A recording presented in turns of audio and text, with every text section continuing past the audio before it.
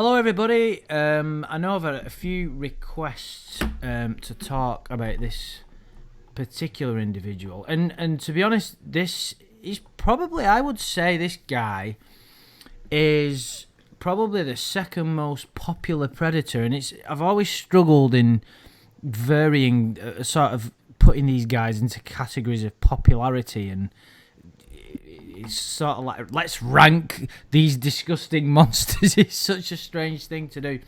But this guy, Mr. Dustin Mcpheteridge, is memorable for many reasons, of which we all know. I did some of my first videos about him, which were analysing the interview the police interview, which was my most popular videos, and that police interview of his was brilliant. I've got a guest with me today because I thought it might be fun to bounce off somebody else, so to speak. Tiffany Lockhart is here. Hello. Hello. So I will ask you, what are your feelings towards Mr. Mcpheteridge? Do you remember that interview? Justin Mcpheteridge? What's your feelings towards that guy? Oh, he's disgusting. I think one of the interesting things that was pointed out about him was like, don't be fooled by his disability, especially with the loads of pornography that he had on his computer.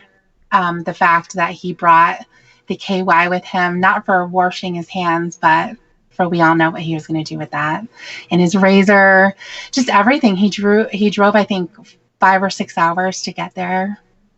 So he's definitely a dangerous person. And I remember him very, very well from the show too. Why do you remember him well? Because I know we've spoke before, and ironically, I'm sure you've mentioned this before, but Lon necessarily didn't stand out to you, but this guy did. I think, probably because of his disability. I think the way that he talked as well, he has kind of he's very soft-spoken. He speaks kind of like in a childlike way. So that stood out to me. But I think it was probably his disability that I remember him the most. Yeah, and it's a strange situation, really, because you want to be, when I've done videos about him in the past, you want to always remain respectful to people that have that condition. You have to always remember and not to make fun of him because of that condition. I remember when Nathaniel Trevor used to make videos, and he used to call him a retard, and I don't like that word, and the only reason he'd say that is because he comes across as somebody with quite a severe mental disability. Now, it's insulting to people that have to live with that condition, because, of course, there's many, many of them that don't decide to try and screw kids. Absolutely. Yeah, I think when the focus is kept on the crime itself and what he did, you can take away the handicap. But that's just something that sticks out when you see him. You remember him. Oh, yeah, of course. And, if you look at the picture that's on the screen now, I don't know if you can actually see it, but I think you're aware of that. But I think we mentioned it before I started recording. He looks like a ghoul. Yeah. He's a proper stereotypical creepy guy. He's got... I am borderline sort of being disrespectful towards the condition, but if you were to look at this guy... And he's like overweight, and he can't walk properly. He's like, you can imagine some child being sat on a swing and the shadow coming towards them. They're seeing a shadow of the outline of what you can see on the screen now. It's like hobbling towards them. And just being honest, it's like this guy is pretty creepy. But it does happen. It used to happen when I watched the show, and I used to watch that segment. There was a part of me that would feel sorry for him, because I think it's natural to humans to see somebody like that who's suffering, and you those feelings of empathy that most of us have come to the surface. But of course, when you dig beneath the surface, you realise that this guy's as bad as if not worse than a lot of them. I mean, it's like you said before, isn't it? You can't say one's worse than another, can you? Well, and I think Casey even said that too. When he's walking up, you almost wanted to help him. That's right. Yeah. It's kind of disarming.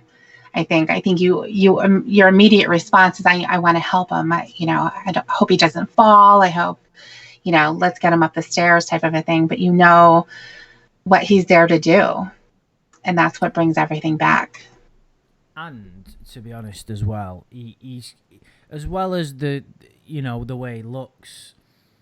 He's obese as well. He speaks funny, and he says some quite unusual. I thought he comes out with memorable not necessarily catchphrases, but I suppose you could call them that. But of course, with Lorne, we've got a planet full of memorable phrases throughout the years, but he's got a few as well from his segment and the chat and from his interview of you worried to be shaved down there and all that kind of stuff. And I'm just he's a catchphrase orientated guy, isn't he? So that makes him memorable too. Yeah. And I think that this kind of the disability it made me wonder how this has affected his growth as a person, and if this can be contributed towards the way he's turned out. You know what I mean? I've always wondered that. Yeah, I think, well, he mentioned in his interview that he does have difficulty socially, making friends and things like that. And he attributes that to his disability. I don't know if that's true or not. Of course, we're not around him, but I would imagine, just based on the things that he said, that he's kind of isolated. He's in his home and he spends a lot of time online chatting. And that's probably where he feels the most comfortable, because he says that people do treat him as if he also has a mental handicap as well as his physical. So I'm sure that it's something that he struggled with. I think especially being kids, middle school age, high school, maybe he did have a really hard time having people look at him differently or maybe make fun of him. I don't know what his experience was growing up, but and also seeing that he was an only child, maybe that had some things to do with it. Maybe he was pretty sheltered. Maybe he grew up in a rural area. That's what it sounds like to me. And then plus having the physical handicap that people are going to look at and not automatically accept. Yeah, of course. And, he looks like someone who's always struggled with his weight as well. He's obviously he's quite a computer nerd as well, one would assume, from his knowledge of downloading things. And I don't think I've even touched upon much the point of this video. In case anybody doesn't know, this guy's back in trouble again. This is why I've been requested to make this video a couple of times. The Capping In channel, which I believe might be hidden for various reasons at the minute, they first alerted us to Mr. Mcpheteridge's recent legal blunder, shall we say. So on the screen that you can see now, this is the document, the petition for summons. You can't see my screen at the minute. Just 1 second. Right, so as you can see on the screen now, this is the document that is available to anybody online. Tiff, could you just explain, if anybody wants to see all these wonderful documents, how they can get them? Actually, you would go to Pacer, and Andrew, I think you can probably put a link into the description as well. You do have to pay for them. It's about 10 cents a page, but it is available to anyone. You can find any case on here. That's where all of Lauren's documents are as well.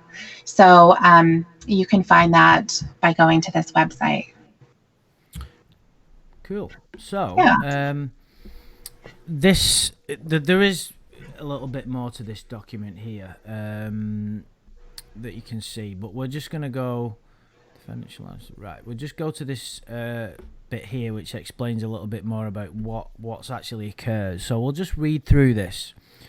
Mr. Mcpheteridge began sex offender treatment at Counselling and Consultation Services Inc. in January 2015. I assume that's when he was released. The offender has attended. In fact, that would have been about right. I think he got 8. Did he get? Can you remember if he got 8 years? I think he got one of the longest sentences. I think he did get 8 years. Yeah, I think it mentions it somewhere in this document too. It reiterates that he got 8 years. But I'm not exactly sure where. Right. Okay.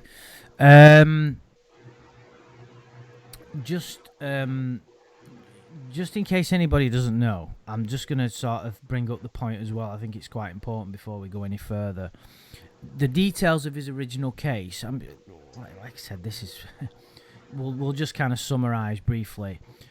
In my eyes, what separated him from a lot of the others is not necessarily his physical appearance and his disability. It was the nature of his offence. Now, I've not got through the chat log in full. It's pretty bad. It's one of the worst ones to go through, really. He's pretty sick. The level of deprivation that this guy goes to. We can have a laugh at it because it is quite amusing. But when he said wear my wear them panties for 3 days straight and then send them. Oh yeah. You just quite rightly giggled then because it is a funny element to it. Yeah, I forgot about that. It's ridiculous, but it's also fucking disgusting, isn't it? I mean, I struggle to get my head around it. It really is just bizarre in the extreme. Just a child as well. I mean, if Lily Allen was to send me a pair of her underwear in the mail, I'd throw up. You know what I mean? It's like, what the fuck? It's very, very strange, but it just highlights perfectly how deeply his compulsion runs. I like that word because Chris used to use it, didn't he? I know we don't like to rank these guys, but he's what I would refer to as a true pedophile. Some of them have, I believe some of them, without going into details on who, some of them are just there as opportunists. Some of them are just there because maybe they like the idea of being with someone younger.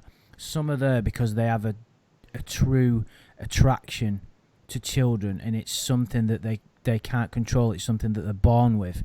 I believe he's one of them people, one of the more dangerous ones, because he's already demonstrated that he can't control it. Child pornography was found, lots of it, on his computer, and that's the reason he got a harsher sentence. So that's what's separate. There's not that many on the show that got found with items on the computer. I believe he was one of the only few, I think he might have been the only one that actually got a more severe sentence because of that. Can you remember anybody else? I don't. No, I can't remember that.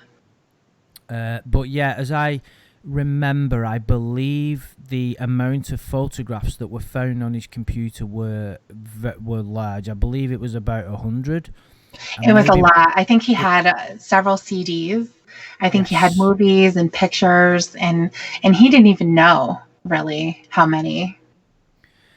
And yeah, and I think something as well that's worth mentioning with him is how naive he is. Because I believe I remember in the interview, which is fucking brilliant, the Mcpheteridge interview, he was like, I'll delete it off my computer now, he said to the cop, I believe, as if to oh, it's okay, I'll delete it. Yeah. He thought that would sort of, can you imagine, all right, okay, you make sure you delete that when you get home. Yeah, I think that was another way of him trying to see if he was going to go to jail. He wanted to see what the response to that was going to be. If Dudinsky is going to say, okay, no problem. Or he was going to do the Catherine Reed move where she says, well, you're going to be in jail tonight.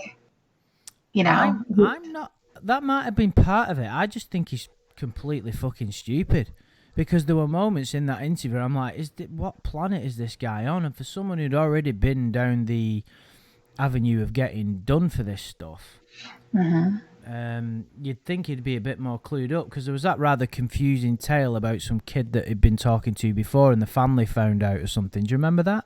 Yeah, the Japanese steakhouse. I never could fully get my head around that story. I still don't think I understand it. Well, he's saying that he was speaking to a woman who also had a daughter about 14, and the woman wanted him to date her daughter. So she connected the two of them together, and he kept saying that he wasn't interested. But the girl was getting upset, and he gave the impression that she was kind of obsessed with him and wouldn't leave it alone. So in order to get her to leave him alone, he decided that he was going to speak sexually to her and say, well, I just want to have sex. And hopefully that was going to get her to be, not wanting to speak to him any longer. But then I think it was his birthday. So he went to dinner with his family at the infamous Japanese steakhouse. What is it about these predators and birthdays? I don't know. But he's saying that the woman and her daughter showed up there. He was able to see them, but they weren't able to find him. I don't know how she would have known that he was going to be there, what time, and also how walking into a restaurant that she wouldn't be able to see him. I don't see him being a quick mover that's going to dive under the table, So I'm not really sure. I'm not really sure how that went down or why it did or how it ever came to be. It is very, very strange. Yeah. But then I think that the father or the stepfather was a police officer, and somehow he caught wind of it, and then called his house and ended up speaking with his mother and one of her husbands. And so then when he came back, I think he was going to some kind of tech school at that time. When he came back home, his father said something to the effect of, "You are in trouble." He never finished that statement. I thought that was kind of interesting during his interview. As he's telling the story, he said that his father said, "You are," and I want to say he probably was going to say, "You are in trouble," or "You're fucked," or whatever it's going to be. But he never finished it. He kind of, and I want to say that the reason he said that is because he's trying to minimize the situation and say it wasn't a big deal. It was just a total misunderstanding. And unfortunately, that's how the way that it was handled. He didn't get in trouble for it. He wasn't arrested. And they just sort of said, well, you're not going to do this again. And that's where they left it. But he wasn't under any obligation to tell him that story, was he? He wasn't. No, I think maybe, no, he absolutely is, I think, a detective's dream in that he's going to sit there and just talk, because obviously he's had the sense to ask for a lawyer, didn't he? Yeah, definitely. I think that, Dustin and anyone else really who's just going to start talking is under the assumption that if they do cooperate as much as possible in telling the whole story, even when it's a lie, that it's going to benefit them somehow. Yeah, it's pretty naive, isn't it? It's a really childlike way of looking at things. This is something else for someone who has been hiding under to catch a predator rock for the last 10 years or so.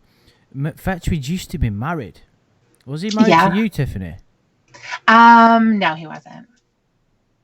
He absolutely wasn't. Didn't think so. Just thought. No. Just in the chance that in the 1 in a million. But that, it's very strange, isn't it? You would think that he would be one of the least likely. I mean, I don't want to, like I said, I'm trying to tread the line of not insulting people with that condition, but I would imagine that it makes it slightly more challenging for him to attract a mate. It could be. I don't know. He doesn't seem to have a lot of attributes. Let's look at it, right? He doesn't seem to have much intelligence. Seems like a bit of a computer nerd. Overweight. Has trouble getting around because of his condition. And he happens to be a complete perverted freak.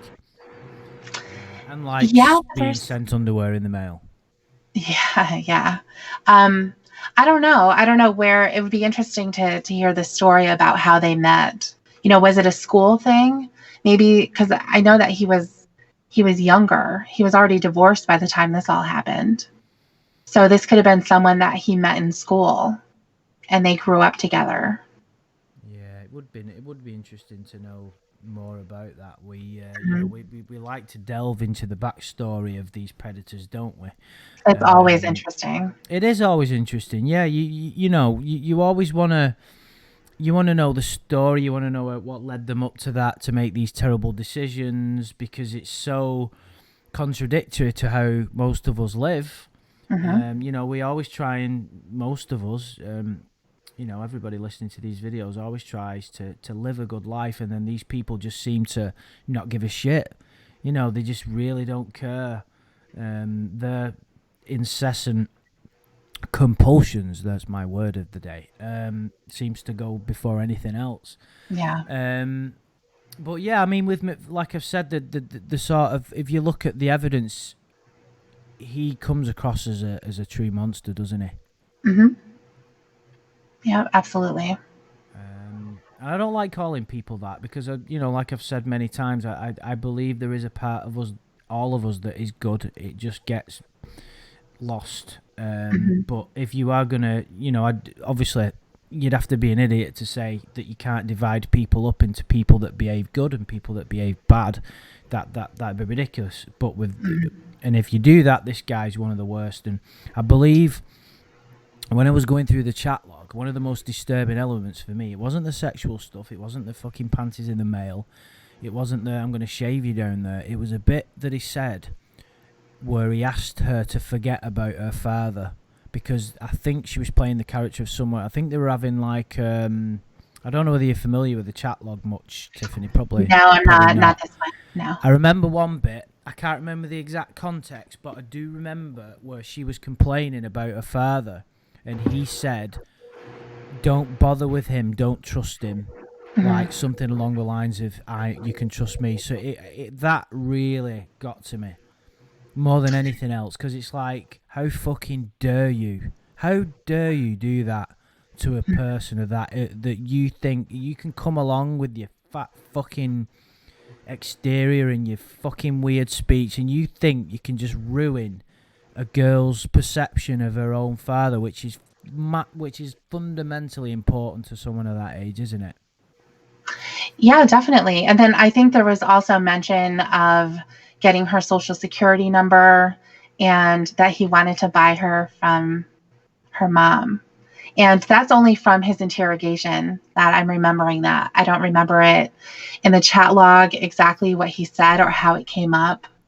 But it was interesting how in the interrogation he was making it like an innocent thing. Oh, that's just for when she's 18, I can find her and we can get married, type of a thing.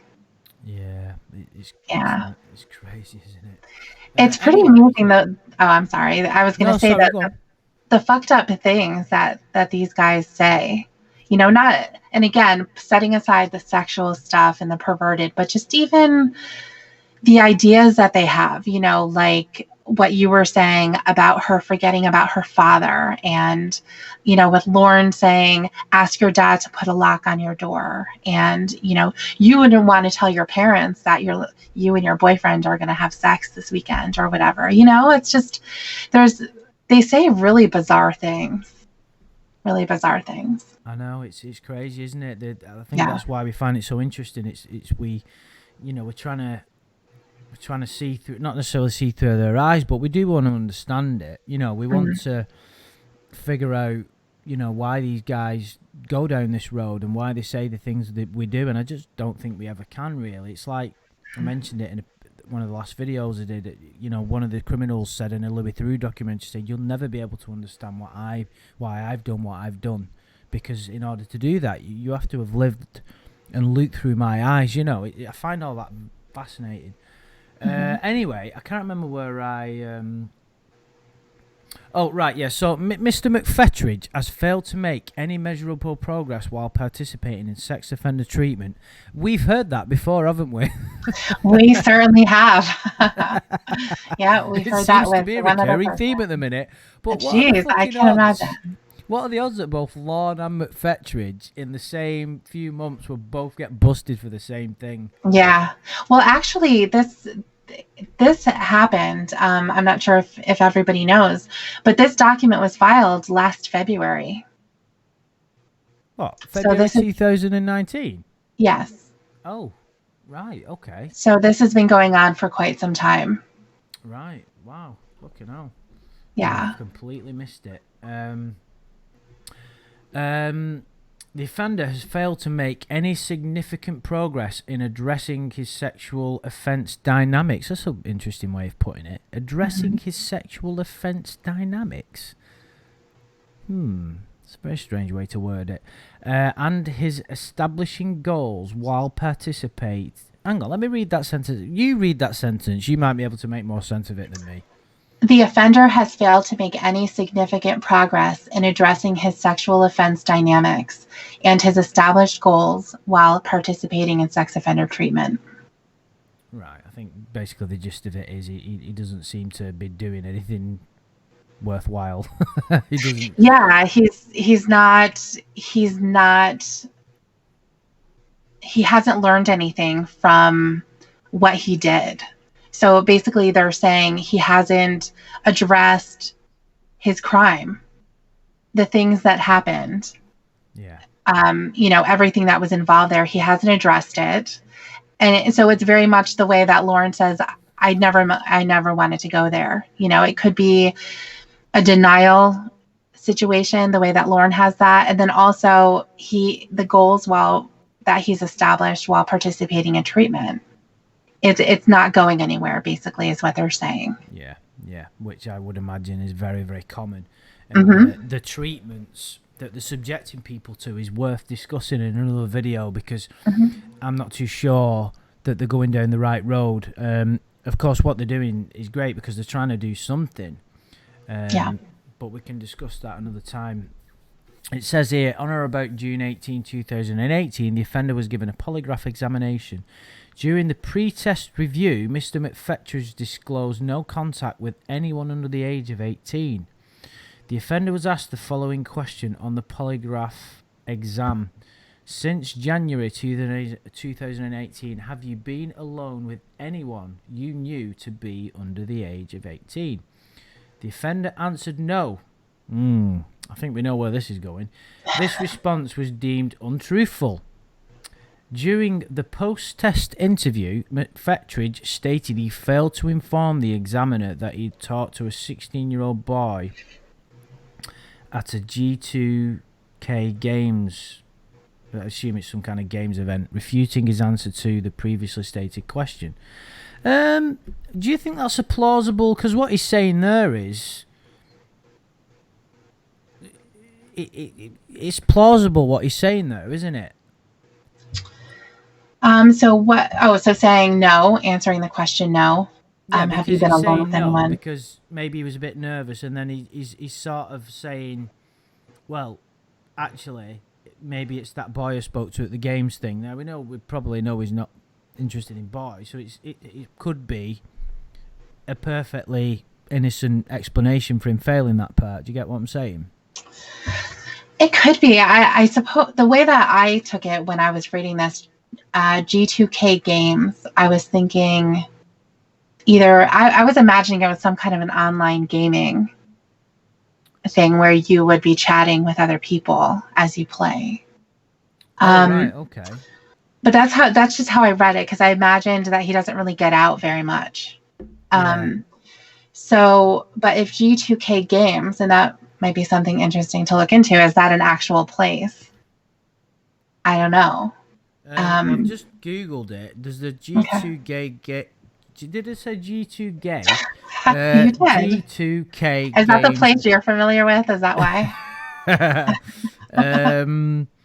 It's some website with a load of like little mini games, and they're all new kids games. It's like a really childlike website with all these what you would assume really young kids play.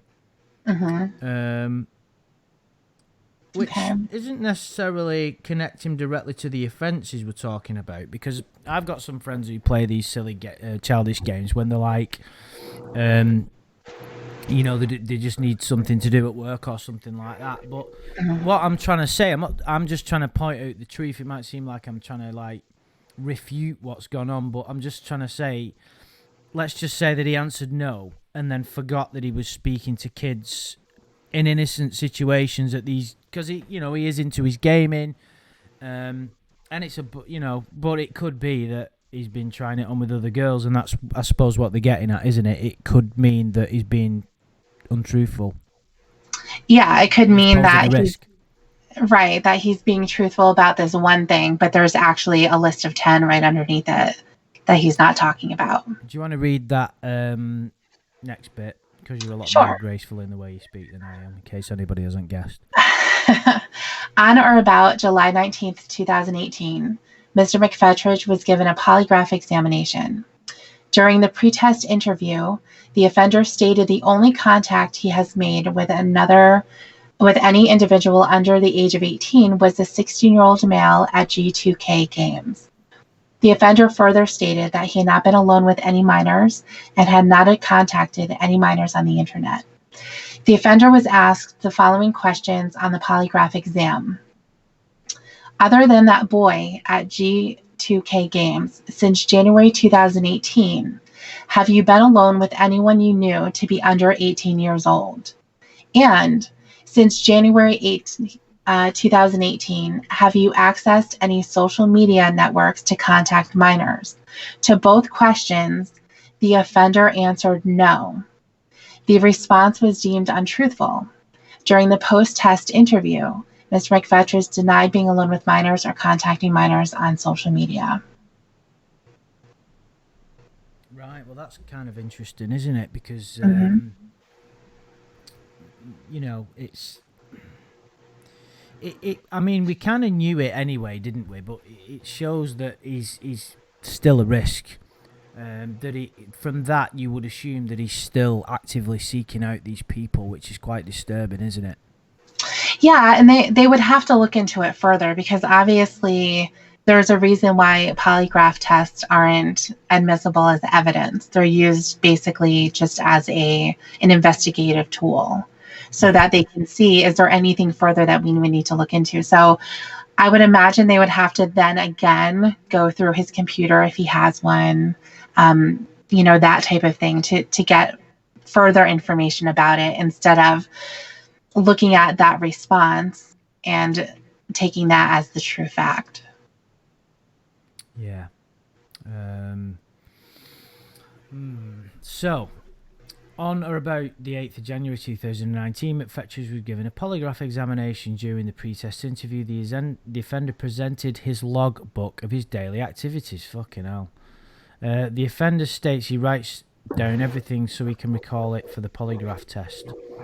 Mcpheteridge disclosed incidental contact with minors at the pharmacy. I don't know why I find this funny. Incidental contact with a 20-year-old male at what? Well, I don't know what that's got to do with it. Incidental internet usage by having his mother order items on Amazon and eBay. So just to pause there a little bit, is he not allowed internet access at all? I assume. I would imagine so if he's having his mother. I think it's a silly question, really, isn't it? Because of course this guy got done for child porn, and I think his restrictions will be severe, to say the least. Well, I mean, it's possible that he could be subjected to some kind of monitoring. Yeah. But because he did have the child pornography, maybe they would just take it off the table and say you can't use it at all. Yeah, which would, it's very difficult to enforce, isn't it? Especially with like smartphones and stuff. I wouldn't know how they'd go about it. Well, they can do searches. I mean, there's nothing that's ever going to be 100%. And when you know that someone is violating that, it's frustrating because you wish that, they would find these phones. And not just to bring everything back to Lorne, but obviously he's the one that I know the most about out of all of these people. And looking at his situation and how he treated the internet, he will say things like, I can stand behind someone using the computer. I just can't touch it. So even though it says you can't have a third party access it for you and all that kind of stuff, he interprets that as, well, I'm not really, what if I'm in the same room? I can still look at it. Yeah. And then also, as far as having devices that his probation office doesn't know about, I mean, they're never going to know it 100%. Lorne pulled that as well. he was getting separate phones so that he could receive the images and he could send his dick pics all that he wanted to without being detected. Yeah. Yeah. So who knows, really? Yeah. So they've asked him, as you can ascertain here, you've probably read on, since July 18, have you been completely alone with a minor? Have you accessed the internet? And have you viewed any pornography? Not child pornography. The question there says pornography. Unfortunately, I'd fail that as well. And he answered no to all of them, and he was deemed untruthful. Now, I assume he was deemed untruthful to all of the questions. Yes. Which is a bit disturbing because it's not really worded that well there. Because you would have to ask all them questions individually to have a what's the word, a really productive and fruitful test. I assume he was asked all these questions individually and failed them all, which means that he failed a lie detector test to say, has he been completely alone with a minor, which is really disturbing, isn't it? Now, of course, they're not going to get the evidence because, but what does that mean? We've got a couple of possibilities. One is that the test was shit. It wasn't done right. Number two, that he knows how to fake one. I would suggest that's not even on the cards. He's certainly not a Jedi. And number three, that he's been completely alone with the minor. I mean, that's quite disturbing, isn't it? Yeah, and he failed that question the first time when he was talking to that 16-year-old at G2K Games. Gay Games. I said that too. I'm not familiar with that place. But I wonder, I don't really like that question, honestly. I think that it's very broad, so if he's... Yeah, I agree. So if he's failing that because, depending on what type of place this is it an actual place that he went to, like an arcade or a gaming place, or was it some kind of a Comic-Con type of an event where people gathered around to do these type of games, or was he on the website like the one that you were looking at, and just playing a game with the 16-year-old? And I don't know what that means to be completely alone.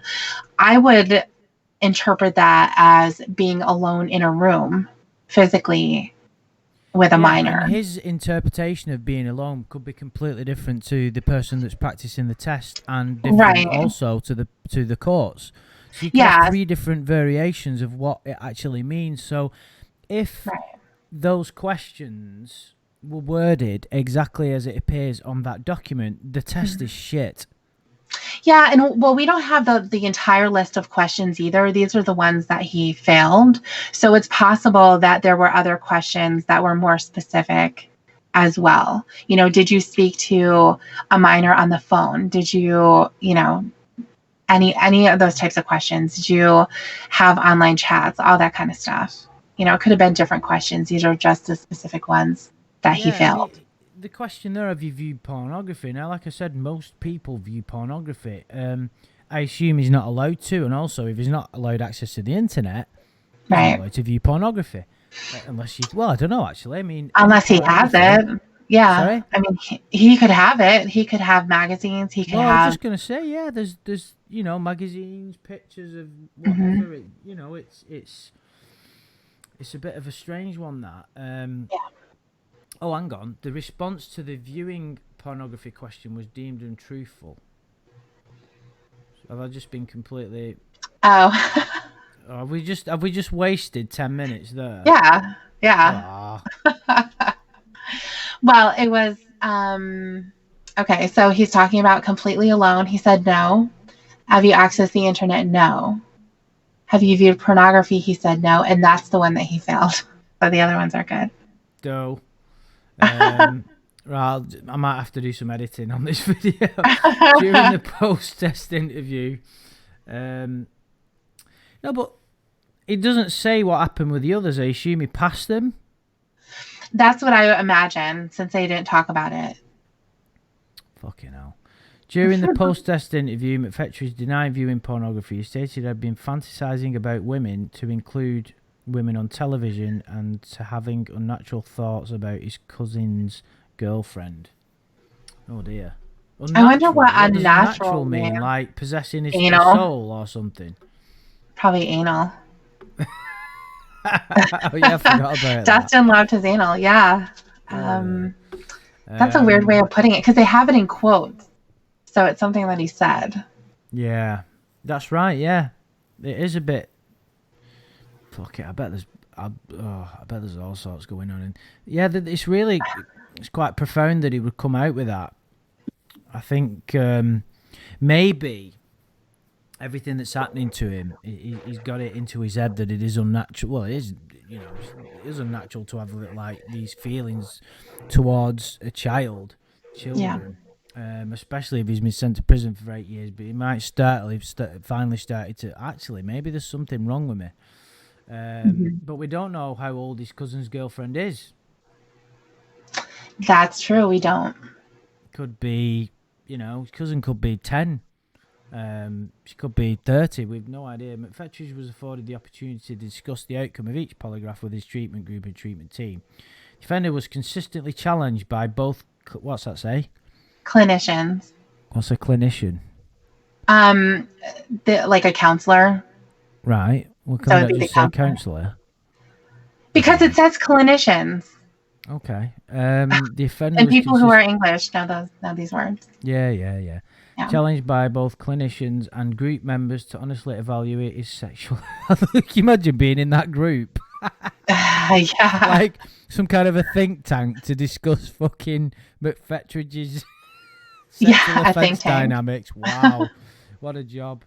Although admitted to concerning activities during the post-interview portions for the polygraph, he maintained no involvement in risky or prohibited behaviour. On or about February last year, McPheteridge attended his treatment session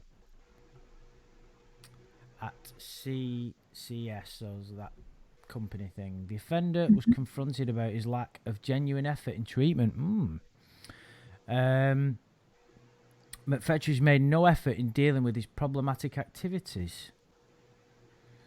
CCS has reported that based on his continued lack of progress in treatment, unwillingness to be open and honest with his treatment group and treatment team regarding treatment issues, and the uncertainty of his behaviours and activities in the community, Mr. McPheteridge has been discharged from sex offender treatment as a treatment failure.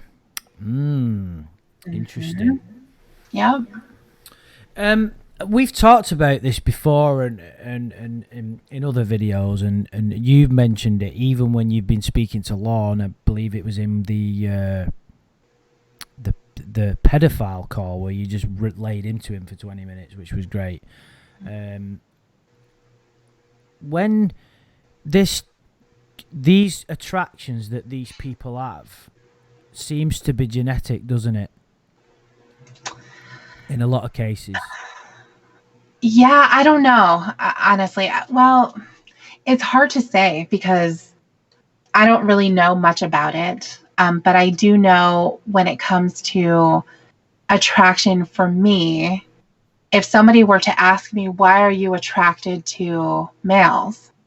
I really wouldn't be able to answer that because I don't know why. And so I suppose if there's a genuine attraction there, then it could be genetic.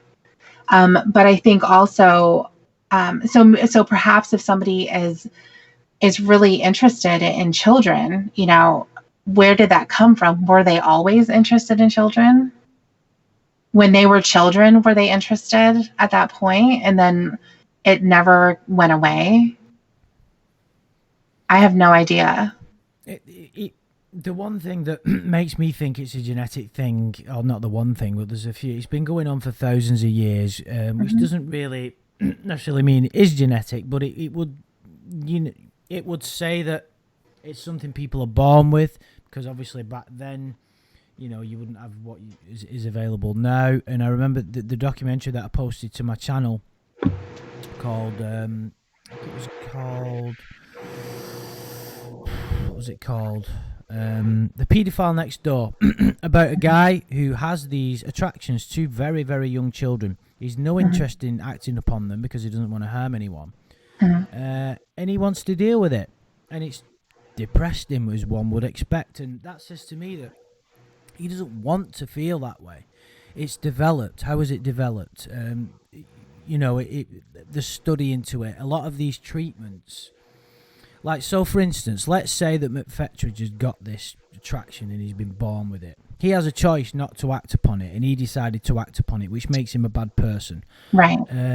But this treatment, how could you eradicate it? They tried to do it. There are treatment centres available that there's there doesn't seem to be any way apart from like castration or something, does there?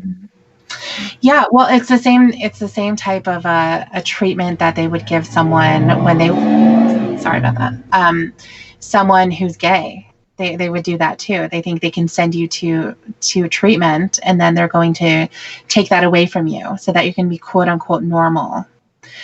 I think what they're trying to do with this treatment is not to take away the attraction that they have, because who knows if that's even possible, but it's to teach them what they're doing and what the behaviors are so that they don't do it again. They have to be taught that when you are going to be engaging in sexual behavior with someone who is unable to consent, that you are victimizing them and you're causing them great harm.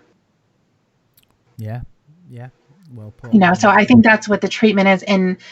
And that's why, the questions like the ones that are in the book that I'm familiar with from what Lauren had to go through, and I'm sure that they're pretty standard. But, the questions are centered around, what can you do, or what needs to happen in order for you to not abuse again? So it's really isolating that and saying they're not telling you that finding kids attractive is growth. That's not the point of the treatment. The treatment is to get them to not engage in that behavior because it's harmful. Yeah, and it's kind of interesting because they've got a difficult task to, and the one thing that would seem to, from what we've just read of that last paragraph there, this bit, it's key. Lack of genuine effort. So just as in Lorne's case, it all boils down to, do they want to change? Do they have that willingness? Now, you would think that being in prison and going through what they've gone through would make them, but it doesn't seem to do that. With Lorne, we know why, because he externalizes everything, he projects everything onto everybody else. It's not his fault, blah, blah, blah, blah. There's no responsibility. Maybe, there's a case of that with him. I mean, it would certainly think so, but we haven't really got time to go into it now because this video's run a lot longer than I wanted it to. Not that it's not been interesting, but there is maybe a document we'll have a look at, excuse me, another time, is that it was sent for some kind of psychiatric evaluation, wasn't there? There was concerns over his mental health. You had a quick glance at that, is that right? Oh, well, it made mention that there was one, but I don't believe that that's going to be in the court records. It's not going to be something that's going to be available to the public. Right. Okay. Well, I mean, what I suppose I'm saying is that there's a possibility that he has got some kind of profound mental health issue. Maybe there's I'm not trying to justify what he's doing, of course, but trying to maybe, it's one of the reasons why is that he's fucked up in the head, basically, and one would certainly gather that from his from his chat and everything else and his behaviour, blah blah blah. I mean, I think this guy's really far gone. I think he's, even from what we've seen here, I think there's little hope of this guy reforming, shall we say. I can't see him getting to Disneyland and remarrying, shall we say, with Mickey Mouse in the background. So he's in court, I believe, in February. I am not going to be flying over to the States to watch this one. Yeah, I think that would be going too far. Well, the chin's going to have to go. Exactly, yeah, we'll talk him into it. Okay, cool. I believe he's only got a 14-hour drive to Tennessee, so... That's not... It's less than 24, so... Yeah, exactly, yeah. So I am going to end the video there. Tiffany, thank you very much for joining me. Thank you. And guys, we will maybe touch upon this again soon. Well, of course we will when the court result is done. And I will speak to you soon. Thank you.